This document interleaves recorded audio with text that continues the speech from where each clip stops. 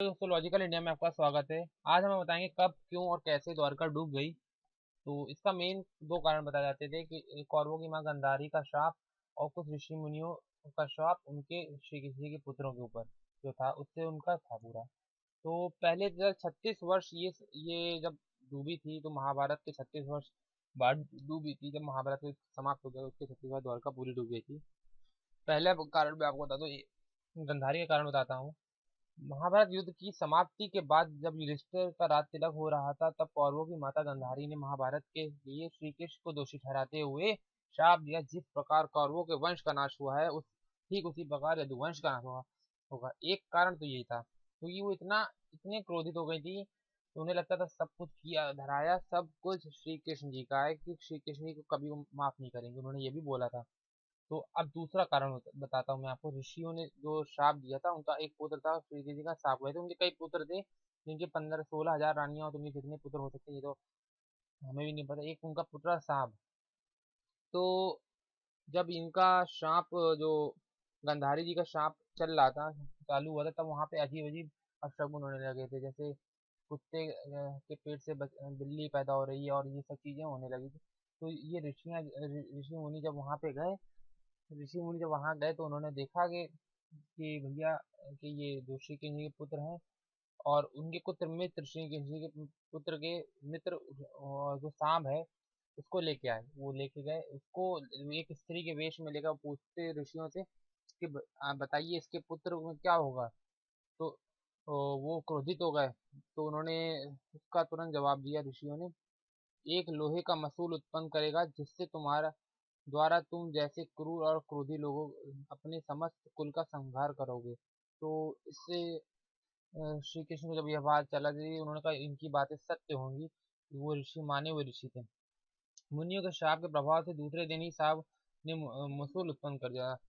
और जब ये उन्होंने मसूल उत्पन्न किया तब उसके बाद तुरंत राजा उग्रसेन आए, उस मसूल को लेके सीधे जाके पानी में फेंक दिया।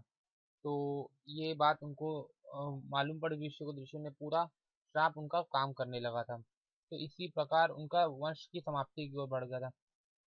ऋषि ऐसे ही एक उनका पुत्र था कि श्री कृष्ण का पुत्र प्रद्युम्न, जो कि लड़ाई में मरता, कहीं हो रही होगी तो वहां पे जाके कूद गया और कुछ देखा कि कुछ लोग अकेले हैं तो ये उनकी मदद करने के लिए चले गए। तो उसी प्रकार ये भी उसी लड़ाई में समाप्त हो गए। इस यहाँ से स्टार्टिंग होती है।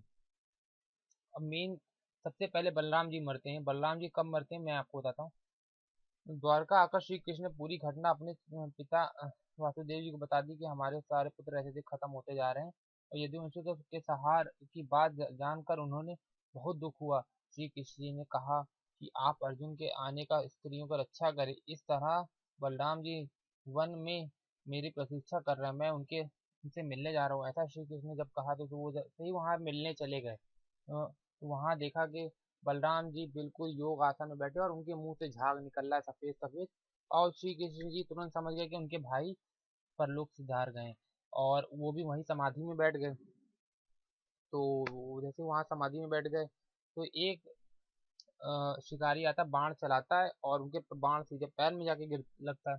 और जब शिकारी देखता है कि उनका बाण श्री कृष्ण जी के लगा तो वो श्री कृष्ण जी से क्षमा मांगता है, श्री कृष्ण जी से माफ कर दीजिए। उन्होंने कहा था मेरा अंत यहीं पे होना था, इसलिए मैं यहाँ पे समाप्त हो रहा हूँ। यह बात फैलती चली गई कि श्री कृष्ण जी की मृत्यु हो गई।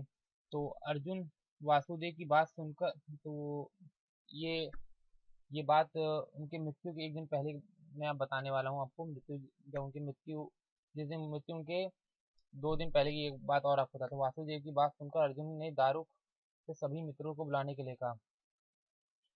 मंत्रियों के आते ही अर्जुन ने कहा कि मैं सभी नागरिकों को यह इंद्रप्रस्थ यानी कि मैं इंद्रप्रस्थान कर रहा हूँ क्योंकि कि शीघ्र ही नगर में समुद्र डूब जाएगा।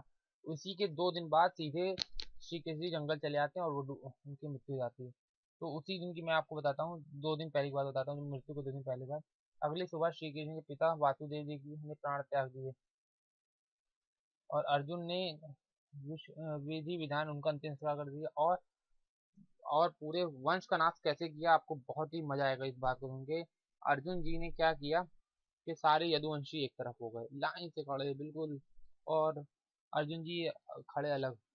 तो उन्होंने एक बाण निकाला सीधे आसमान की तरफ किया, और उस बाण से अनेकों बाण निकले, जितने लोग खड़े थे सब वो बाण, मतलब कि अगर एक बाण से उन्होंने 2.5-3 लाख बाण बना दिया, और सारे बाण जाके लोगों को लगा सभी के समाप्त हो गए। और 7वें रोज पूरी द्वारिका डूब गई और सभी लोग इंद्र प्रस्थान कर गए, यानी कि सब स्वर्गवास हो गए। और इसी प्रकार पूरे द्वारका डूब गई, और तब से लेके आज तक द्वारका डूबी हुई है। अभी हम लोग कुछ समय पहले, मेरे ख्याल से 60-70 साल पहले, जब भारत देश आज़ाद हुआ था अपना, तब इनको ये द्वारका मिली थी।